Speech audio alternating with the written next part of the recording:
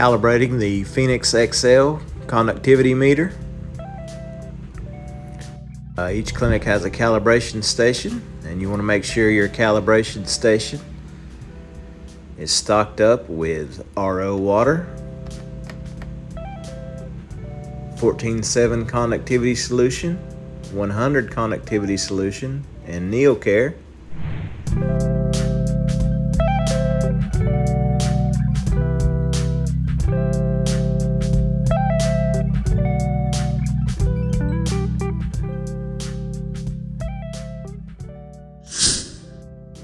Next, we're going to take a look at your Phoenix XL meter. You've got your power button, your select button, and your up and down buttons. We're going to go ahead here and power it on.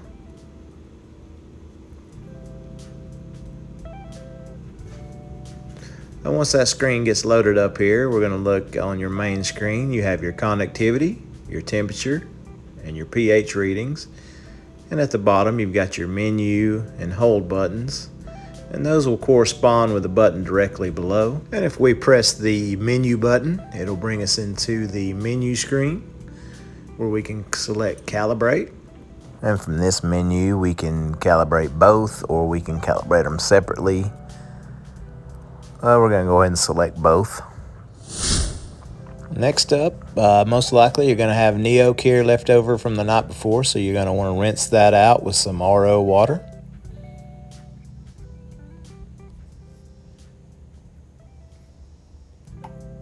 Once you got that rinsed out and you're in the calibration menu, you're going to go ahead and pull your solution through. You want to pull it through a couple of times and get it flushed out. Make sure you don't have any air bubbles in there.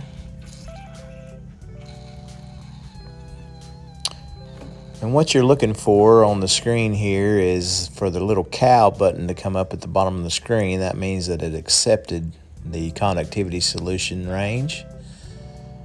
So when that cow comes up, you just want to hit select, and that's going to save your calibrations. Next up, make sure before moving on to your 100 solution that you rinse your meter out with the RO water. So we're going to go back in to menu. We're going to select we're going to come down to conductivity and select high, and we're going to go down to the 100 and hit select.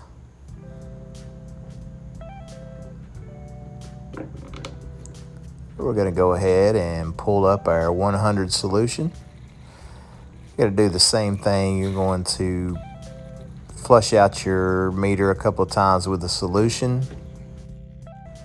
and then make sure you've got your cal key down at the bottom and go ahead and hit select. And that's going to save that calibration for the 100. Next up, we're going to walk through how to calibrate separately.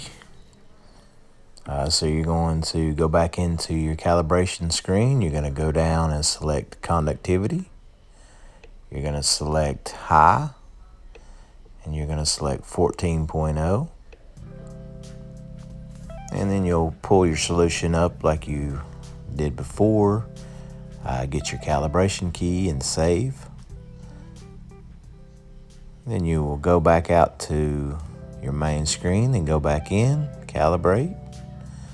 Go down to pH 7, and you'll pull your solution through again, wait for your cal key, and then you will select save. All right, now let's look at an alternate method to your calibration station. Say you're having issues calibrating your meter, it doesn't seem to want to take. Maybe you got some air pulling in. You can use this cup method. These cups here you can find in your lab. You just get a couple of them for how many ever solutions you need them.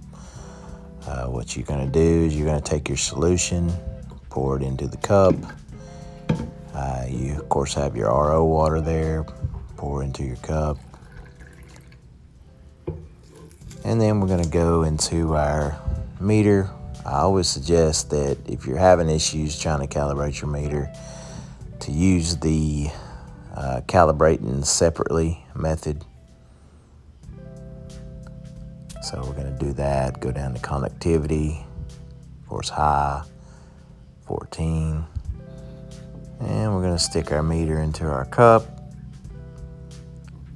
and pull the solution through a couple of times. And we get our cal key and save. And then we're going to go back out and go into our pH calibration. And since we already have this solution in the meter, it's already there, so we'll hit cal, save that.